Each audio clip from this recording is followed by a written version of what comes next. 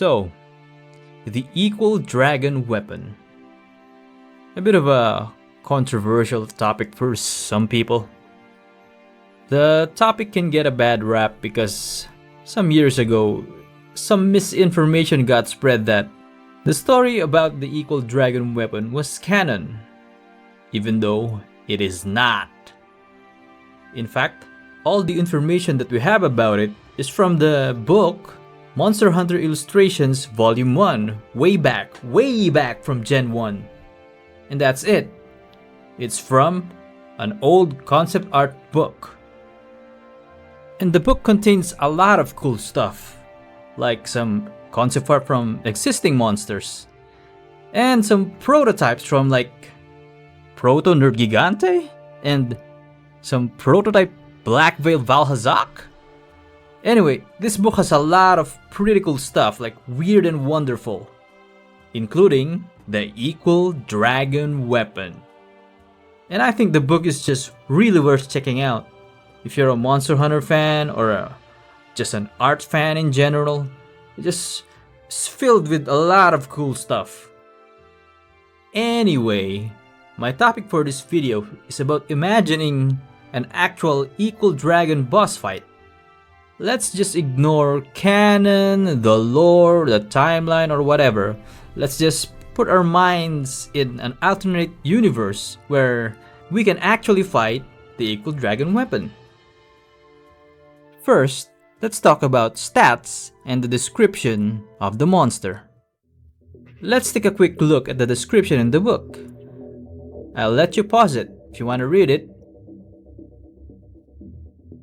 So to summarize, it is a high-tech Frankenstein's monster-like bioweapon made by some ancient civilization to fight in the Great Dragon War.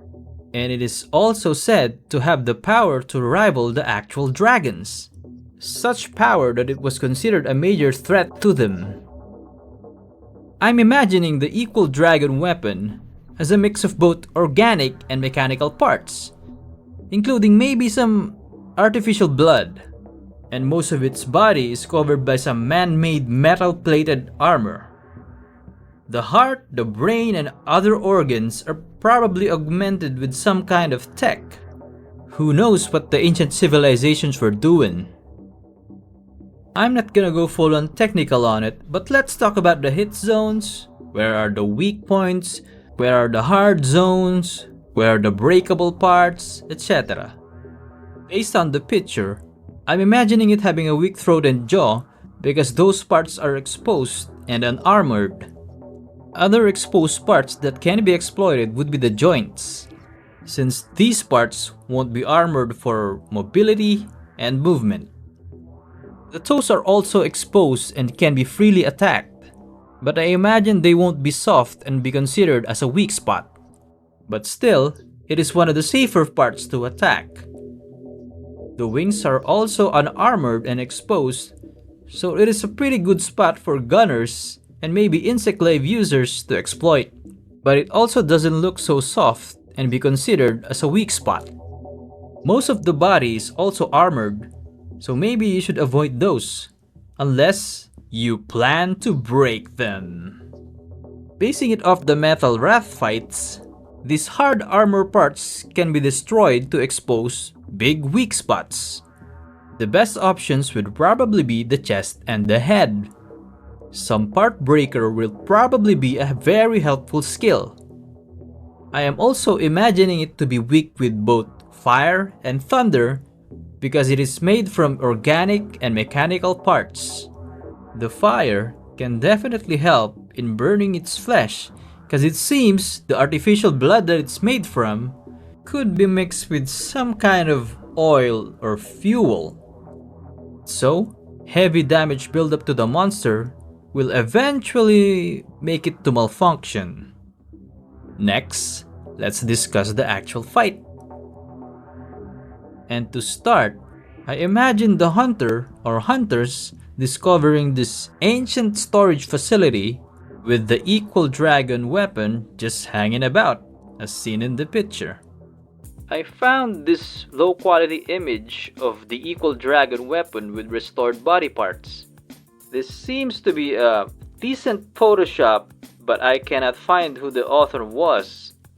I also did my best to improve the quality of this image, but this is the best I've got, so please bear with me. We will be using this image to discuss the earlier phases of the fight. So the fight starts as you enter this ancient storage facility. It's a large enough room to fit the equal dragon weapon itself, with some observation decks around it that can probably be used for mounting later in the fight. Some ballista are also placed around the facility, probably for some security reasons. Imagine the place like the battle quarters in 4U or the Shraid Arena in Iceborne, but smaller and underground. So the equal dragon weapon then wakes up, probably detecting your presence. Phase 1 has officially started. I'd refer to this phase the Piñata phase. I will explain.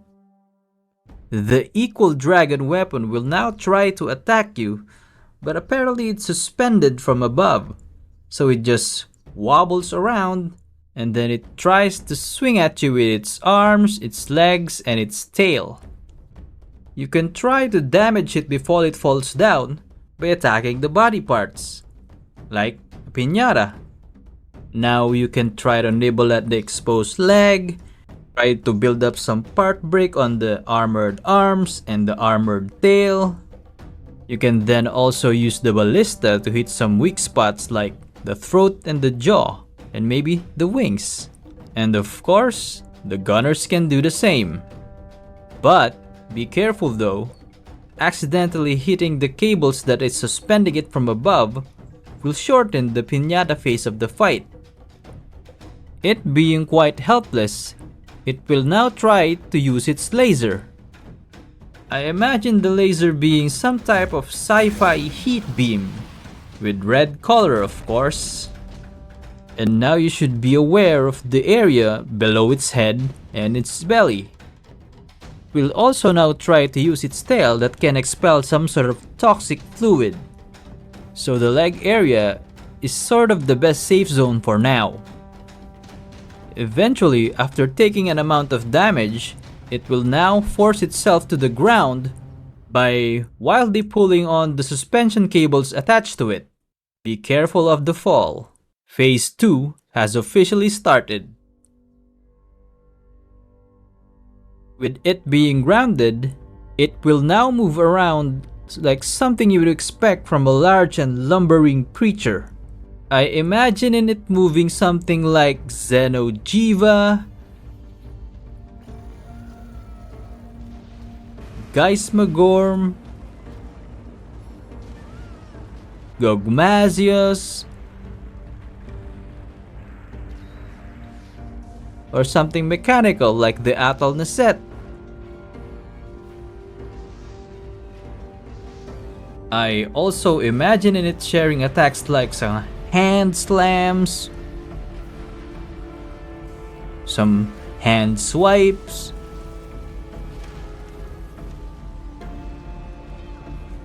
some frontal charges, tail swipes, and 360 turn tail swipes,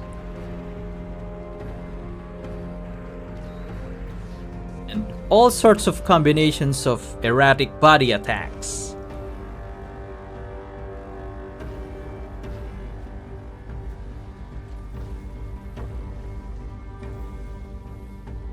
Watch out for those poison tail attacks as well. And the laser attacks. All sorts of laser attacks.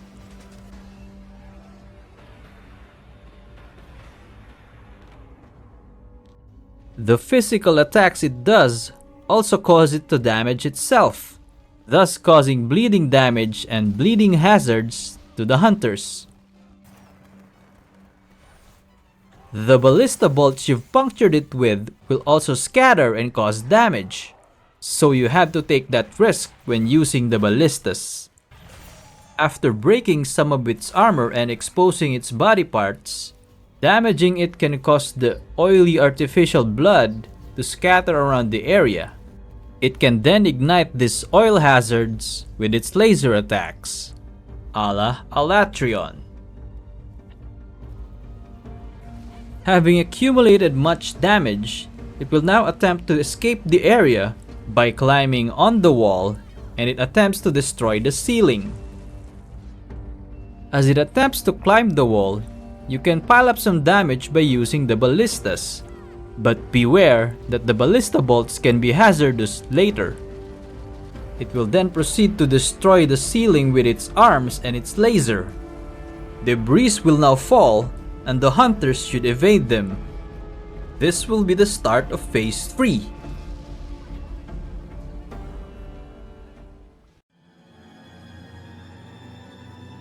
Escaping the debris field from the underground storage facility, the hunters will follow the equal dragon weapon into a ruined courtyard, similar to the Shade Arena in Iceborne. The equal dragon weapon can now freely fly around. We would now be dealing with flying swiping attacks and all sorts of deadly flying laser attacks. The hunters can use the debris around the area to hide from the big lasers, destroying them in the process. When landing on the ground, the equal dragon weapon will attack more unpredictably and more erratically. It could also throw the scattered debris on the arena to the hunters. And as a big surprise, it could also throw a broken Dragonator at you, because why not? But maybe not in the way you think.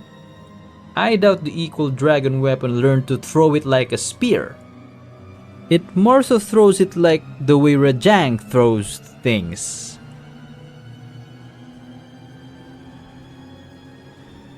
Then, the more it attacks and scatter its armor, and the more you damage it and break off its body parts, it then proceeds to malfunction and enters a rampaging state, thus starting the final phase.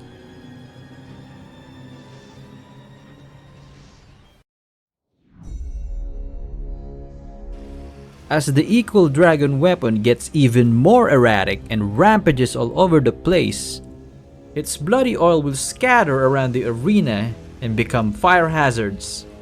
This old ruined courtyard is now a burning hellscape. The final objective of the hunters is just to survive. The equal dragon weapon will now proceed to wildly attack all over the place. Explosions, its limbs getting thrown and torn apart, body parts flying around, metal parts flying around, debris.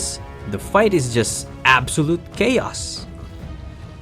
Until the hunters can survive, say, like 3 minutes. And the equal dragon weapon will now launch a last-ditch effort of self-destruction. And if the hunters can survive that massive final attack, the hunt is now complete. Good luck on carving those scattered remains. And that's it. Thanks for listening to me yammering about. So, any questions? Some comments? Anything you want to change? What's your favorite parts? Let me know in the comments below. Anyway, I'll be putting out more Monster Hunter content and other content soon. Hopefully, you'll tune in. Thanks for watching and happy hunting. Don't forget to drink some water, and goodbye.